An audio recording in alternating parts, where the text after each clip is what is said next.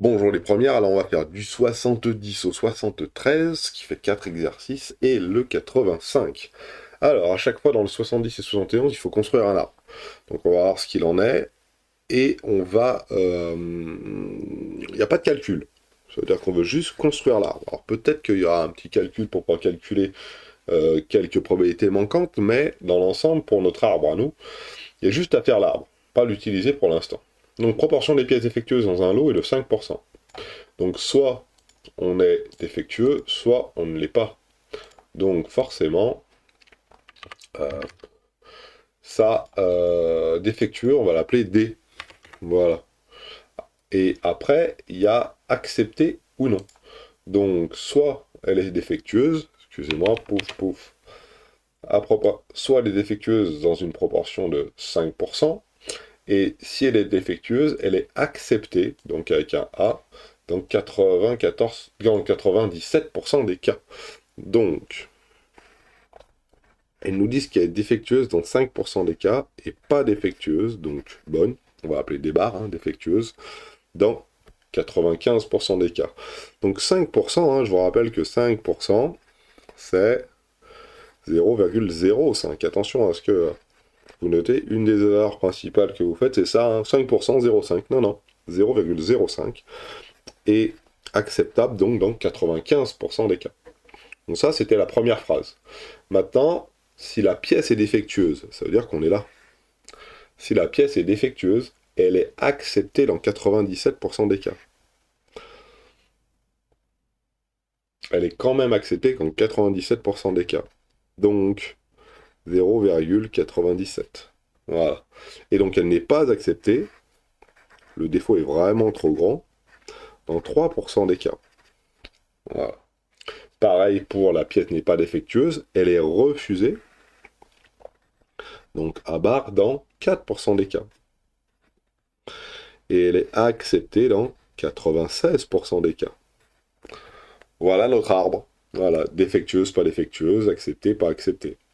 Alors quand elle n'est pas défectueuse et qu'elle est refusée, ça veut dire vraiment que le test, il n'est pas bon. Ça veut dire qu'il n'est pas bon dans 4% des cas. Le test, il fonctionne pas ou il fonctionne mal parce qu'il refuse des pièces qui ne sont pas défectueuses. Voilà.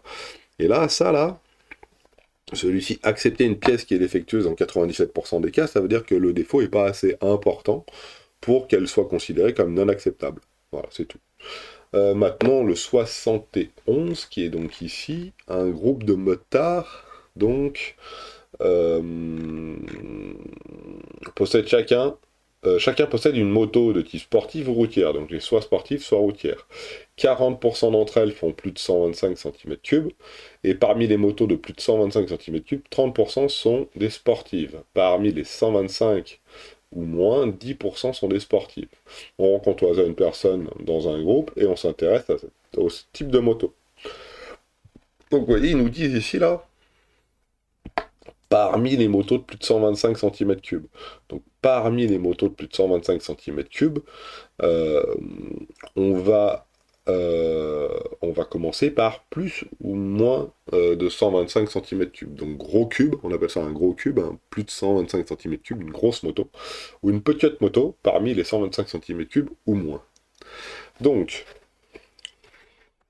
on va se dire ça. Alors gros cube, on va l'appeler G, hein, une grosse moto, donc plus de 125. Donc vous vous doutez bien que soit on a une grosse moto, soit on n'a pas une grosse moto. Voilà. Et parmi grosse moto ou pas grosse moto, on a soit sportive, soit routière. Soit sportive, soit routière. Donc vous voyez que S, c'est le contraire de R, et R, c'est le contraire de S. Hein. On ne peut pas avoir autre chose que sportive ou routière. Voilà. Et si on lit correctement l'énoncé, on sait que 40% d'entre elles font plus de 125 cm3. Donc si je regarde bien l'énoncé qu'il y a juste là, on se rend compte assez facilement qu'on a une probabilité de 40%, donc 0,4, qu'elle ça soit un gros cube. Le problème de français, généralement, et problème de probabilité, on arrive mal à lire les questions. Donc c'est 60%, pas un gros cube. Et ouais, facile à calculer. Parmi les motos de plus de 125 cm3, donc parmi les gros cubes, on en a 30% qui sont des sportives. Donc 0,30 qui sont des sportives et donc 0,70 qui sont des routières.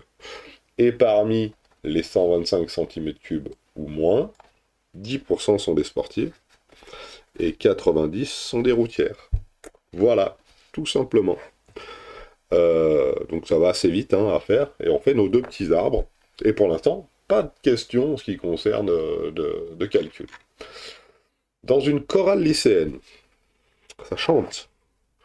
Dans une chorale lycéenne, on a donc 40% des élèves qui sont capables de déchiffrer une partition, d'autres part. On sait que 75% de cette chorale sont capables de déchiffrer une partition, sont des solistes, et 5% des élèves de cette chorale qui ne sont pas capables de déchiffrer une partition sont des solistes.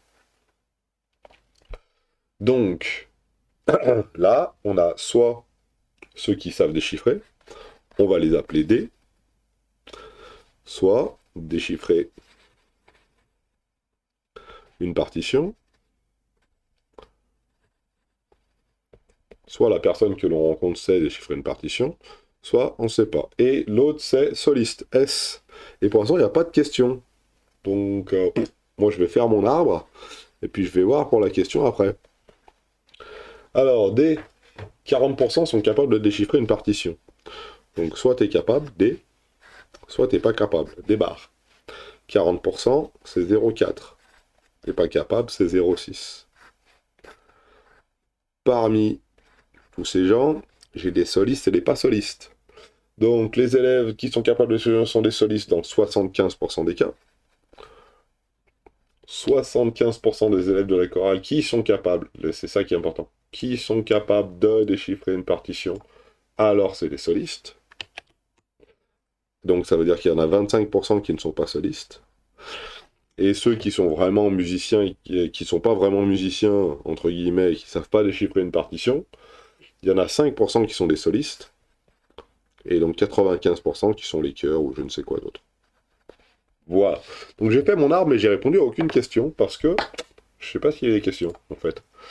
Donc on va remonter et on va regarder. Est-ce qu'on avait des questions pour le 73? Oui, on choisit un élève au hasard de cette chorale. On note D l'événement choisi capable de déchiffrer une partition. S, l'élève est un soliste. Tintin, j'ai pas fait exprès. Hein. Représenter cette situation à l'aide d'un arbre pondéré, bah voilà, c'est fait. Toujours pas de calcul, hein. Toujours pas dur hein, ces exercices. Hein. Donc on est bon. Allez, 73 maintenant. Une maladie à... Est-ce que j'ai de la place pour le faire là? Je sais pas, on va voir. Une maladie affecte un cheptel de bovins. Et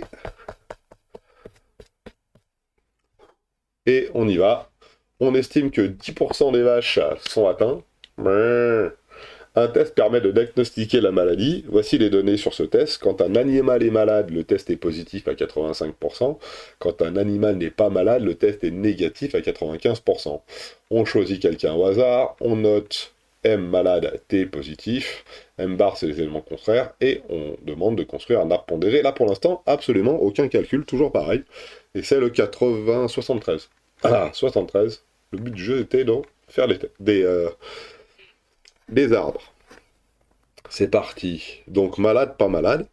Alors pourquoi je commence par malade, pas malade? Parce qu'à l'intérieur, ils nous disent directement, première ligne, 10% sont malades. Donc si j'ai 10% qui sont malades, 0,1, j'en ai 0,9 qui ne le sont pas.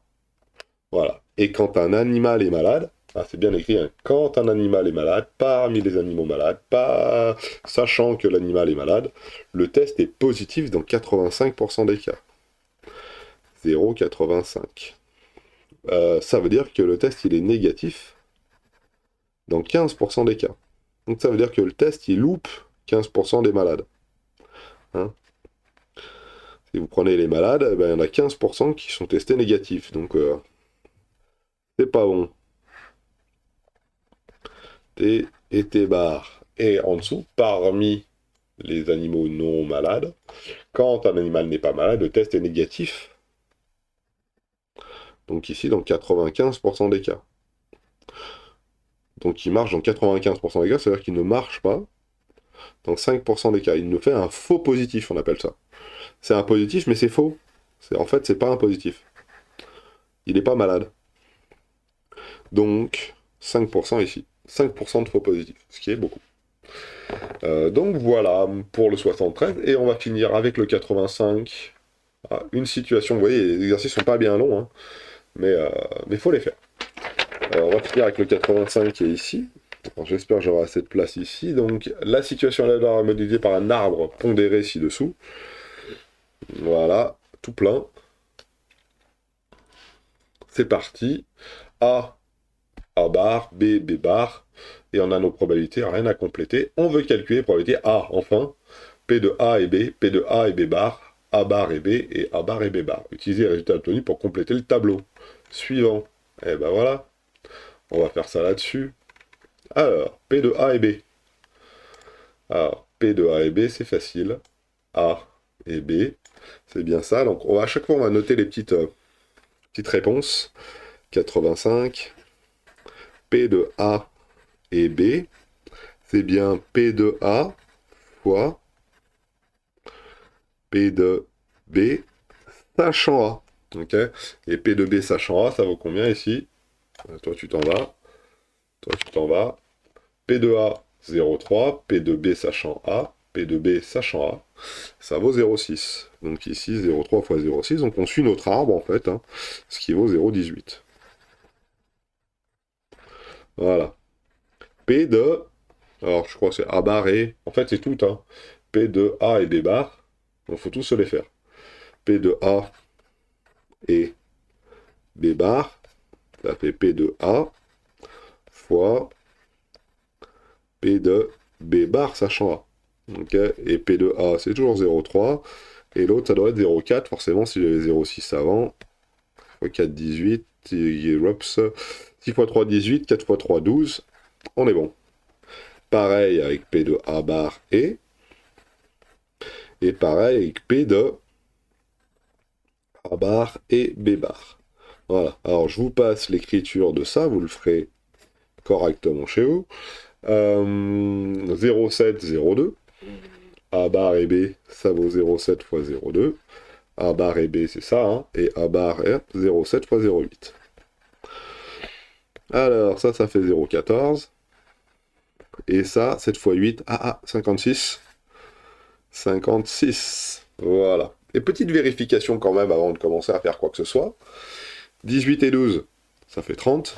14 et 56, ça fait 70, 30 et 70, ça fait bien 100, on retombe bien sur nos 100%, ou notre 1. Voilà, donc ça, plus ça, plus ça, plus ça, ça fait bien 1, je tombe bien dans au moins un de ces 4 cas, forcément dans un de ces 4 cas, donc voilà.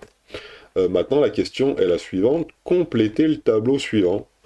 Alors pareil, hein, c'est un tableau de probabilité, donc la totale des totales du toto qui vont bien, c'est ici en bas à droite, là, et ici en bas à droite, donc, voilà, excusez-moi, ici en bas à droite, on devrait avoir une probabilité de 1, je m'ai trompé, voilà, on recommence, ici, c'est pas celui-là, c'est celui-là que je veux, voilà, donc ici, en bas à droite, le total du total du total, on a une probabilité de 1.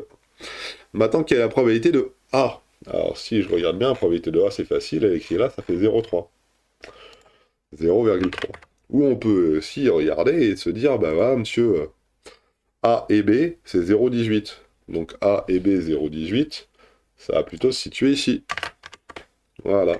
Et on peut continuer. A et B bar, ça vaut 0,12. 0,12. Donc est-ce qu'on est bon? Ouais, 0,18 plus 0,12, ça vaut 0,3. Est-ce que je peux écrire P de B? Ah non, je mets quoi pour P de B? Je fais 0,6 ou 0,2? Donc j'en sais rien pour l'instant pour P de B. Par contre, je peux noter P de A bar et B. P de A bar et B, j'ai dit que c'était 0,14. Si je me suis pas trompé. Hein. Et P de A bar et B bar, hein, A bar et B bar, ça vaut 0,56. Voilà. Et maintenant, on peut faire nos petites additions. P de B, P de A bar, bah, si là j'ai 0,3, là j'ai 0,7. Ce qu'on a vérifié avec le 0,14 et le 0,56. Après P de B, bah là maintenant on peut le calculer, c'est 0,18 plus 0,14, ça fait 20, plus 12, ça fait 0,32 là. Et on peut calculer P de B bar, ce qui fait 56, 66, 68, 0,68. Voilà. Donc, on a bien P de B qui vaut donc, ici, regardez bien, hein, P de A et B plus P de A bar et B. Voilà. Alors, ce qui est intéressant de noter, c'est ça. Ce qu'on appelle les probabilités totales. P de B, c'est bien P de A et B plus P de A bar et B. Voilà. Et ça nous donne donc ici P de A et B, ça vaut 0,18 plus 0,14, ça vaut 0,32. Alors maintenant que j'ai P de B, regardez ce que je peux faire. Je peux faire le même arbre, mais avec B et B bar. A bar, A bar. Alors comment on le complète? Bah P de B, on vient de le calculer, ça vaut 0,32. C'est tout bon. Donc celui d'en dessous, ça vaut 0,68. On est bon aussi. Maintenant, P de A sachant B. Attention, P de A sachant B, c'est pas P de B sachant A. Hein, c'est bien P de A sachant B. C'est dans l'autre sens. Bah celui-là, on l'a pas pour l'instant. Par contre, on en a un qui est bien, qui est celui-là, là. P de A et B. P de A et B, bah on l'a déjà. Hein. C'est celui qui est ici. 0,18. Donc, si je veux calculer celui qui est là, il faut bien que je fasse P de 0,18 divisé par 0,32. Ou on peut écrire hein, P de A sachant B, c'est P de A et B, divisé par P de B. Voilà, ça c'est la petite formule qu'on a eue dans le cours. Et P de A et B, c'est donc 0,18 divisé par 0,32. Alors on peut le faire, alors c'est pas demandé dans l'énoncé, mais moi c'est un peu de temps pour le faire. Hop, 0,18 qui est P de A et B, hein, que j'ai mis ici là. Voilà, là, pouf. Moi celui-là là. Divisé par 0,32. C'est ça, hein, P de B. Ce qui nous donne 0,5623. Donc là, j'ai 0,5625, ce qui nous donne moins 1. 0,4375 ici. Voilà. Et de la même manière, on peut faire pareil. Hein. Combien ça vaut P de A et B bar? Bah, P de A et B bar, ça vaut 0,12 ici. Donc, ce qu'il va avoir ici, c'est 0,12 divisé par 0,68. Vous avez compris le principe. Ça va me faire un nombre un peu plus petit, je pense. Ouais, 0,17 environ. Donc, si j'ai 0,17 ici, j'ai environ 0,83 là. Voilà. Pour cet petit exercice, donc ça c'était pas demandé, mais je vous le montre quand même. Donc vous voyez qu'on peut réécrire l'arbre qui avait juste ici là, celui-là qui avait l'air assez simple en fait, avec les probabilités qui sont comme ça. Voilà. Il suffit de calculer P de B, et quand on a P de B, on commence l'arbre par B, et puis après on le termine par A en considérant que B et A, non c'est même pas en considérant, hein, en remarquant que on a P de B et A ici qui vaut 0,18, et donc P de A sachant B, qui est facile à calculer, hein, ici. Voilà pour ces exercices, je vous souhaite à tous une excellente journée.